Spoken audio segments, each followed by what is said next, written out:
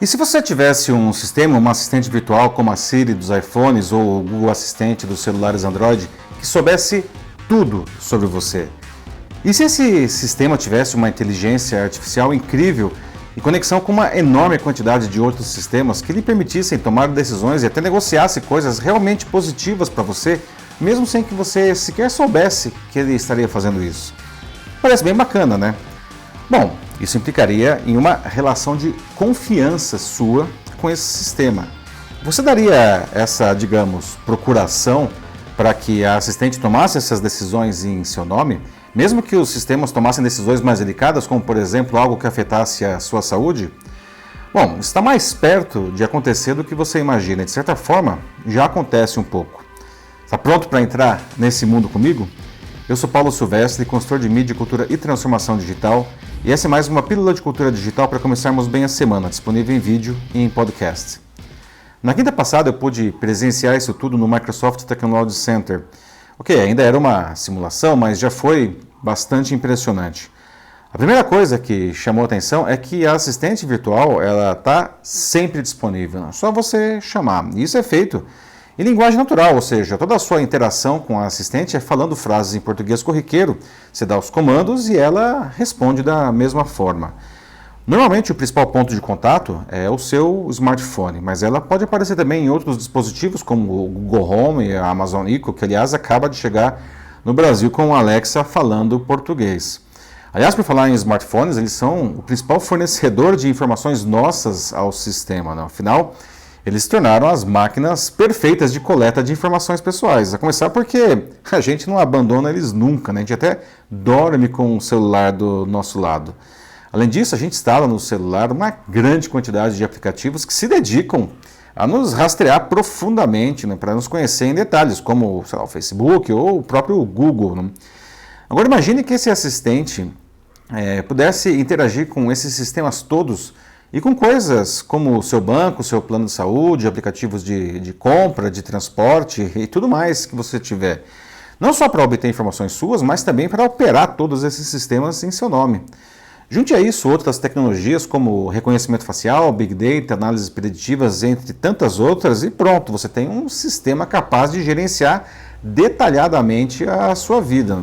O evento de quinta foi organizado pela própria Microsoft, pela Adobe, pela Accenture e pela Avanade. Outra tendência interessante que foi apresentada lá foi a de negócios hiperespecializados que se conectam a esses assistentes. Por exemplo, um restaurante, ele só precisa agora se concentrar em ser um restaurante, mas ele tem que fazer isso com excelência. E daí ele confia no assistente para se relacionar com o cliente.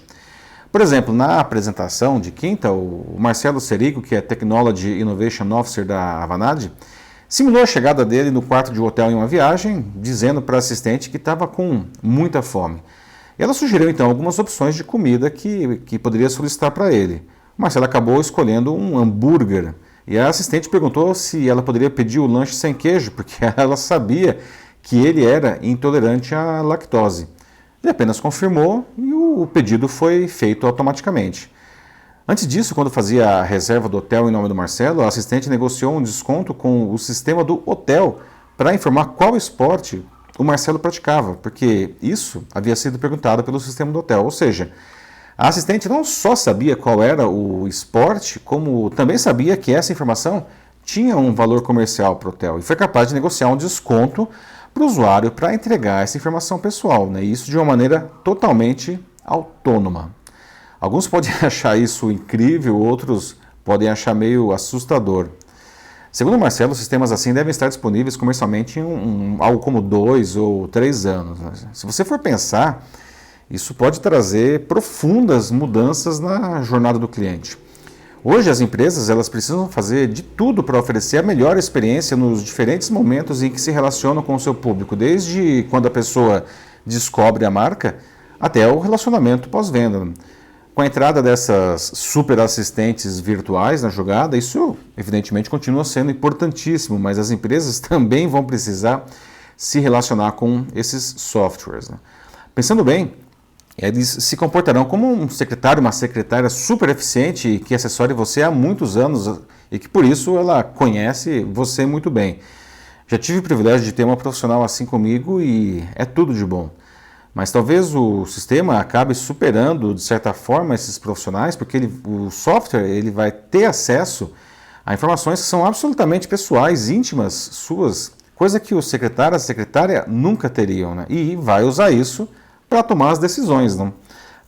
Ainda na apresentação, eu me lembrei do filme Ela, ou Her, de 2014, né? Uma obra-prima do Spike Jonze, que se passa em um futuro próximo não definido. Nele, a assistente virtual do protagonista Theodore, que é vivido pelo Joaquin Phoenix, faz tudo isso que a gente está falando e muito mais, né? Ela praticamente já se comporta como uma pessoa, com personalidade e até sentimentos humanos simulados. E ainda tem a voz da Scarlett Johansson, que torna a assistente virtual ainda mais envolvente. Se ainda não assistiu esse filme, eu recomendo fortemente que assista, tá? Porque ele é demais. A gente vai chegar aqui em algum momento? Para mim é uma questão apenas de tempo, pode ir se preparando. E tudo isso está associado ainda a outra tendência, que é a dos super apps. Os super apps são aplicativos que fazem uma enorme quantidade de tarefas diferentes. Por exemplo, dá para você conversar com outras pessoas, fazer compras, marcar consulta médica, contratar os mais diversos serviços, realizar transações financeiras e muito mais. O interessante é que esses sistemas eles são plataformas, de certa forma, abertas, que agregam novas habilidades se qualquer negócio criar uma versão do seu serviço que converse com ele. Já existe um aplicativo assim no mundo, que é o chinês WeChat, que já tem mais de 1 bilhão de usuários. Ele se tornou tão popular e versátil na China que está sendo cotado para se tornar uma espécie de RG virtual dos chineses, né?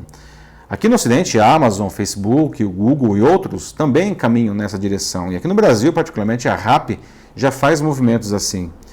Bom, isso tudo é muito incrível, né? Mas como dá para perceber, esses sistemas eles vão ter um poder gigantesco nas mãos, né? Até para dizer o que a gente deve consumir e como, né? Será que vai dar para confiar neles assim tão cegamente? Como saber que as escolhas das assistentes serão sempre favoráveis ao usuário e não a interesses comerciais de seus fabricantes ou de parceiros comerciais? Como garantir que não tomarão decisões ruins?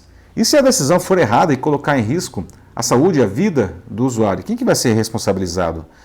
Aliás, em agosto do ano que vem, entra em vigor a Lei Geral de Proteção de Dados aqui no Brasil, que vai disciplinar a coleta e o uso de dados dos usuários, né? Como fica isso com esses assistentes que vão vasculhar todas as nossas informações para fazer todo tipo de inferência, sugestão e até contratar serviços? De volta à ficção que indica o nosso futuro lá no filme Ela, o Theodore acaba se apaixonando pela sua assistente virtual e ela retribui. É isso mesmo. Só que ela também se apaixona por milhares de outros usuários. E isso deixa o Theodore arrasado, não? E um tanto confuso.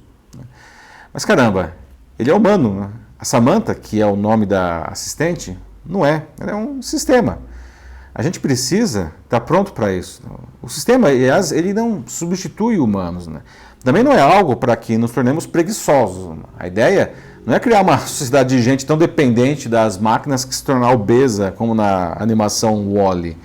O objetivo é que nos tornemos mais eficientes, mais produtivos, né?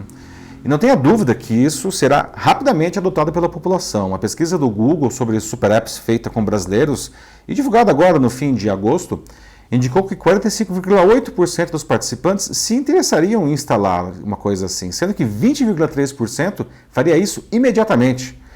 O futuro ele é inevitável e pode ser incrivelmente bom. A gente precisa apenas garantir que essas questões todas sejam endereçadas e bem resolvidas. Um sistema assim só é legítimo se ele realmente trouxer benefícios para o usuário em primeiro lugar.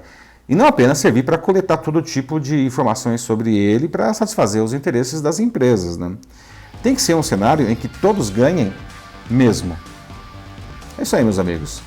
Bom, vamos falar mais sobre como o futuro pode trazer incríveis oportunidades de relacionamento entre empresas e pessoas graças a usos criativos da tecnologia. Dessa maneira, a gente ajuda a construir relações melhores e uma sociedade mais justa e equilibrada para todo mundo. Só mandar uma mensagem aqui para mim.